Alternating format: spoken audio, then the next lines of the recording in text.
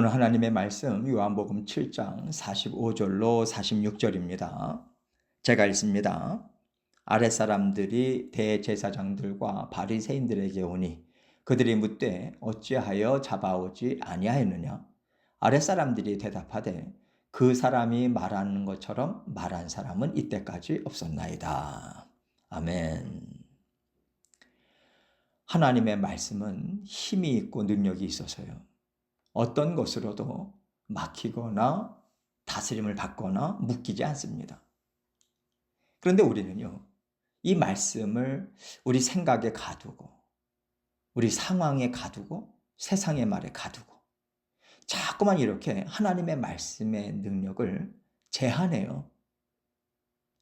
하나님의 말씀은 우리의 영을 살리고, 우리 육신을 새롭게 하고요, 우리의 삶을 바꿀 만한 능력과 지혜와 힘이 다 있습니다. 권세도 있어요. 그러나 우리가 막고 막으니까 하나님께서 기다리시는 거예요. 하나님께서 못하시는 게 아닙니다. 사망 권세를 깨뜨리신 분이세요. 하나님의 말씀의 능력이 부족해서, 힘이 부족해서, 권세가 부족해서 우리 안에 갇혀 계신 게 아닙니다. 하나님께서는 기다리시고요, 우리가 하나님의 음성을 듣고 또 마음문을 활짝 열고 귀를 열고 말씀을 받아들이고 말씀을 맛보아 알고 깨닫고 누리고 풍성히 채우게 하시려고 부드럽게 우리를 만지시면서요, 풍성한 말씀의 은혜 받아 누릴 수 있도록 인도해 가시는 그런 인격적인 하나님이시기 때문에 하나님 계속해서 우리를 기다리십니다. 하나님의 말씀이 우리 마음 안에서 마음껏 일하실 수 있다면 하나님의 무한하신 지혜와 능력과 권세, 그 힘이 우리 인생에 어떻게 나타날까? 이것을 우리가 기대하면서 살아야 돼요. 왜냐하면 하나님은 지금 우리 마음 안에서 기다리고 계시거든요.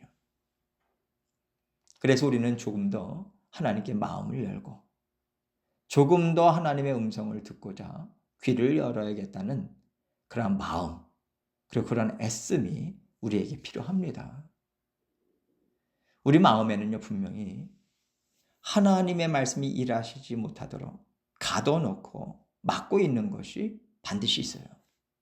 나의 죄성, 내 욕심에서 나오는 걱정, 근심, 두려움이 하나님의 말씀을 막고 있습니다.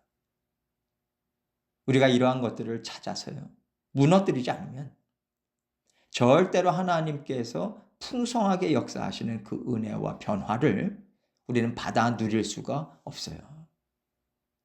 정말로 나 자신이 달라지고 내 삶이 새로워지기를 갈망하는 마음으로 하나님 앞에 꿇어 엎드려서 듣고자 한다면 하나님께서는 분명히 말씀의 능력으로 역사해 주실 것입니다. 하나님께서 저에게 이 마음을 주셔서 나누고 싶었어요.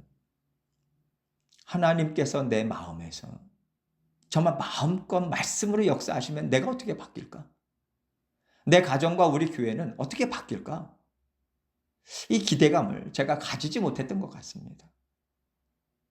저는 이 소망을 가지고 말씀도 묵상하고 또 말씀도 전했다고 생각했는데 하나님께서 제 그런 어떤 노력이 부족했다, 전심으로 기대하지 못했다, 이런 깨달음을 주셨습니다.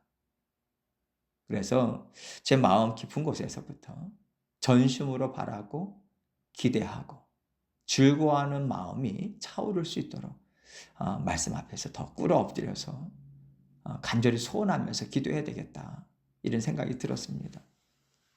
성도님들에게도 이 마음이 필요하지 않겠습니까? 우리는 계속해서 자라나고 열매 맺고 누리고 또 자라나야 되는 하나님의 백성들이잖아요. 우리 모두의 마음에서 하나님의 말씀이 마음껏 일하시도록 마음을 활짝 여시고 하나님의 인도하심을 따라가셨으면 좋겠습니다. 오늘 말씀 45절로 46절 말씀 다시 한번 읽습니다. 다시 한번 읽겠습니다. 아랫사람들이 대제사장들과 바리새인들에게 오니 그들이 묻되 어찌하여 잡아오지 아니하였느냐? 아랫사람들이 대답하되 그 사람이 말하는 것처럼 말한 사람은 이때까지 없었나이다 하니. 자, 지금 무슨 상황이냐면 초막절이 되어서 예수님께서 예루살렘에 올라가셨어요. 성전에서 또 곳곳에서 예수님께서 말씀을 전해 주십니다. 그러다 보니까 많은 사람들이 예수님이 그리스도시다, 그렇게 또 예수님 믿고 따르는 사람들도 있고요. 그러다 보니까 이제 종교 지도자들 입장에서는 더 이상 예수님을 그대로 가만 놔둬서는 안 되겠다. 물론 죽이고자 하는 그러한 계략은 오래전부터 짰지만 이제는 공식적으로 체포명령을 내려요. 그래서 아랫사람들을 보냅니다. 여기 아랫사람들이라고 표현이 된 것은 대제사장들과 바리새인들 그 수하에 있는 사람들입니다. 성전의 안정, 또 질서를 담당하던 사람들이었어요. 근데 이들은요, 레위인들 중에서 뽑았습니다.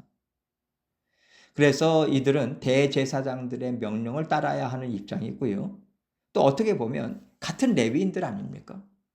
제사장도 레위 지파에서 또 그 일들을 감당하는 거고요. 그래서 같은 입장에 있었을 거예요.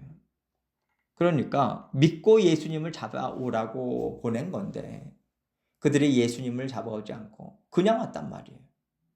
그래서 도대체 왜 잡아오지 않았냐? 물으니까 그들이 뭐라고 대답하냐면 그 사람이 말하는 것처럼 말한 사람은 이때까지 없었나이다. 이렇게 대답을 하는 거예요. 예수님을 잡으러 갔다가 예수님께서 선포하시는 말씀을 이들이 들은 겁니다. 오늘 본문 전의 내용을 이렇게 쭉 보면 적어도 이들이 예수님을 지켜본 시간이 적어도 하루나 이틀 정도는 소요가 됐을 것이다. 그렇게 좀 예상이 됩니다. 말씀을 듣다 보니까 야, 정말 이분은 예사로운 분이 아니다. 이런 생각이 든 거예요. 그동안 이 사람들이 얼마나 많은 대제사장들과 바리새인들과 같은 학자들의 말씀을 들었겠어요.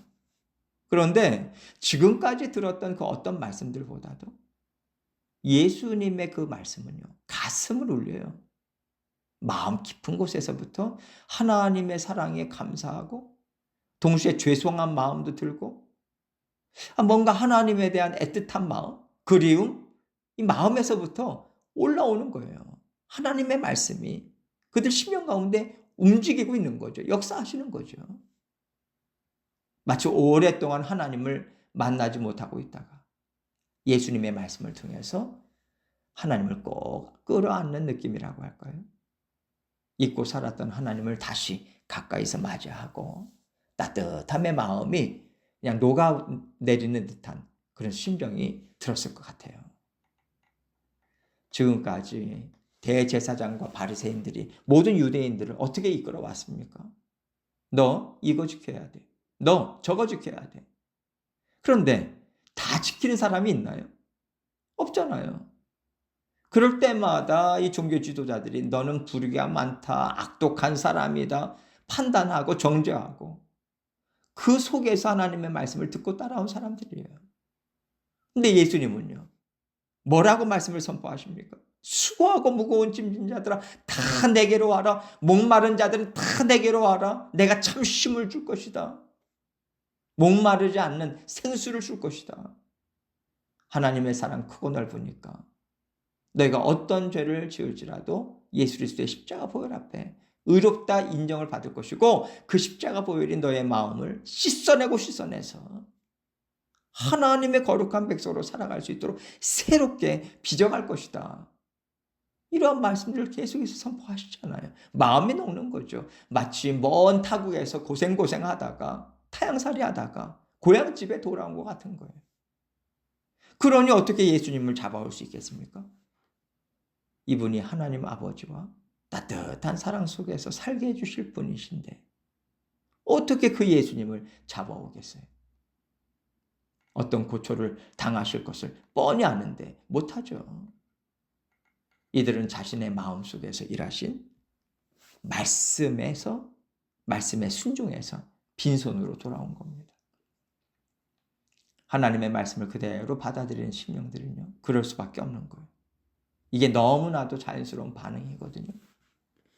하나님께서 직접 말씀이 되어서 우리 안에 하나님의 나라를 계속해서 힘있게 만들어가고 계세요. 그게 성령의 역사입니다. 성령의 역사는요, 어떤 세력도 어떤 힘도 가로막아서는 안 돼요. 막을 수도 없고요. 말씀은 말씀 그대로 선포한다. 말씀은 말씀 그대로 가르쳐야 된다.